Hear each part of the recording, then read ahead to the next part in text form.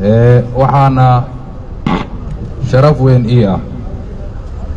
inaan u mahad celiyo anigoo ka hadlaya magaca madaxweynaha Jamhuuriyadda Federaalka ee Soomaaliya iyo kan ra'iisul wasaaraha ee xukuumadda federaalka Soomaaliyeed guud ahaan waxaan ugu mahad celinayaa amiirka dawladda aan walaalahan u nahay ee Qatar Sheekh Tamiim bin Hamad Al Thani iyo xukuumaddiisa dadaalka ayaan walaalaha aan walaalaha nahay dadaalka ay nagu taageerayaan sidii aynu sharaftii aan ku lahayn caalamka u soo ceshan lahayn sida dhaqsiyaha badan taas aan micnaheeda tahay inay maanta ay nagu taageereen qalab oo ciidan oo baahidiisana ay maanta ayna haysay una baahnaayeen ciidamada xoogga dalka Soomaaliyeed qeybahiisa kala duwan runtii waxay tahay taariikh lam ilaabana qalubteena aysan ka tirmaynin insha Allah ta'ala waxaan filaynaa ama rajaynaynaa aan ka rajaynaynaa dalka walaalahan ee Qatar in taageerada maanta ay muujiyeen ay sii wadaan si annaga aan u gaari lahayn hadafkeena oo ah in sharafkii iyo karaamadii ummadda Soomaaliyeed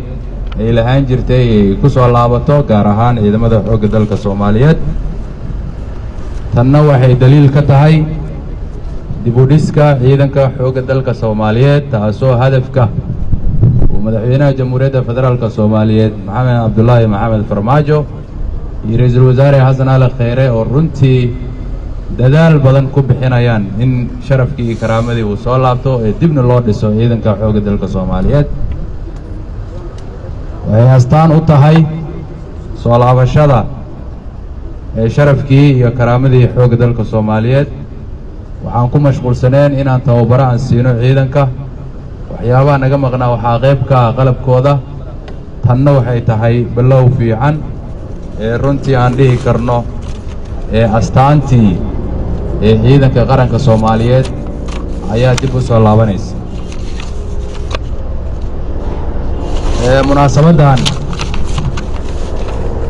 munaasabadan oo maanta aan kula wareegayno qalabkan ciidan waa munaasabad runtii ummadda Soomaaliyeed meel walba ay joogto ay ku farxi karto annagana gaar ahaan ka wasaaradda gaashaandhigga runtii aad iyo aad aan ugu faraxsannahay waxaan rabaa sidoo kale in aan ku mahad celiyo wasiirka wasaaradda gaashaandhigga oo asagana sidoo kale runtii muujiyey dadaal aad iyo aad u xooggan inaan helno qalabkan ay nagu deeqaan runtii asna qayb ka noqday runtii aad iyo aad ayaan ugu mahad celinayaa